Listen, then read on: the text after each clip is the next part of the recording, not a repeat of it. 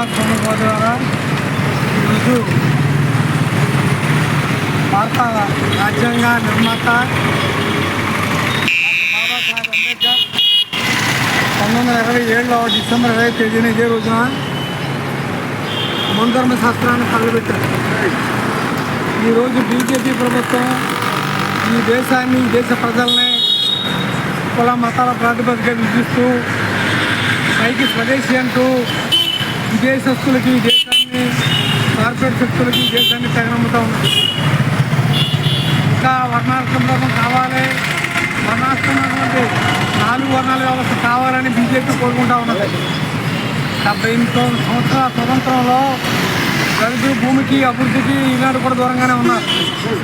మరో పక్క ఈ దేశంలో కోర్టులు, న్యాయ వ్యవస్థ, అలాగే శాసన వ్యవస్థ, కార్యవర్గం అన్నీ కూడా బీజేపీ మతోన్మాద ప్రభావానికి లోనై తీర్పులు కూడా కులం ప్రజలను చూపిస్తూ ఉన్నాయి.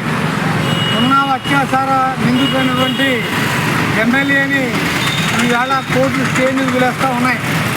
అంటే ఈ దేశంలో చట్టం, న్యాయం ఇవన్నీ కూడా అక్కడ కూడా దోపిడీ వర్గాల చేతుల్లో ఉన్నాయి. అందుకే ఈరోజు పేద ప్రజానికం ఈ 4 తరగల లావుకుండా వర్ణాశ్రమ ధర్మంలో ఉత్తాంపడి సూచన పట్టులు వేలాడుతున్నటువంటి బీజేపీని ఈరోజు మనందరం ఖండించాల్సిన అవసరం ఉంది. ప్రజాస్వామ్య వ్యవస్థలో కులాలకి, మతాలకి అనుకూలంగా కాకుండా మానవత్వం ప్రాతిపదికగా, చట్టం ప్రాతిపదికగా, చట్టం ముందు అందరూ సమానమైన లౌకికవాద ప్రాతిపదికగా తీర్పులు రావాలి, విధానాలు రావాలి.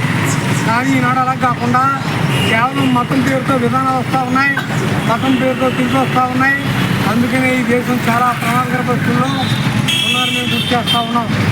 పథకాలు పక్కన పెడితే ప్రజానీకాన్ని కులం పేరు, మతం పేరు విధిస్తూ ఈరోజు రాష్ట్ర ప్రభుత్వం కానీ, కేంద్రంలో బీజేపీ కానీ కూటమి ఏర్పడి ఈ దేశంలో ప్రజానీకాన్ని అడ్డంగా దోస్తూ ఉన్నాయి. దీని అందరూ కూడా ప్రజలతో గుర్తించాలని, గమనించాలని కోరుతా ఉన్నాం. ముఖ్యంగా ఈరోజు బీజేపీ ప్రభుత్వం మహాత్మా గాంధీ ఉపాధి హామీ పథకాన్ని పేరు మార్చి దాన్ని మొత్తం నిర్వీర్యం చేసింది. ఈ మహాత్మా గాంధీ ఉపాధి పథకం ఉన్న వాళ్ళందరూ కూడా దళితులు, బీసీలు, పేదలు, అణగారిన వర్గాలు.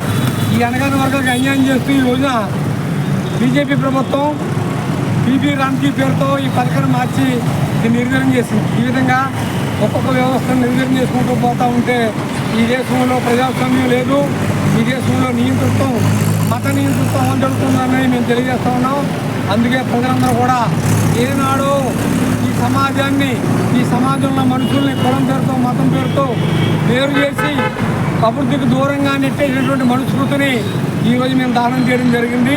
ఈ మనుస్మృతికి వ్యతిరేకంగా దళితులు, ప్రజానికంతా పోరాడాలని, ప్రజలు, ప్రజాస్వామ్యవాదులు ఈ దేశంలో జరుగుతున్న మతోన్మాద పాలనకు వ్యతిరేకంగా పోరాడాలని తెలియజేస్తూ ఉన్నాం.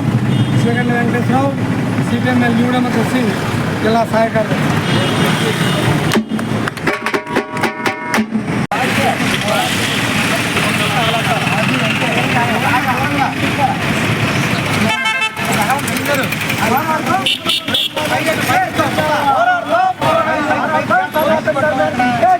పోరాడదాం పోరాడదాం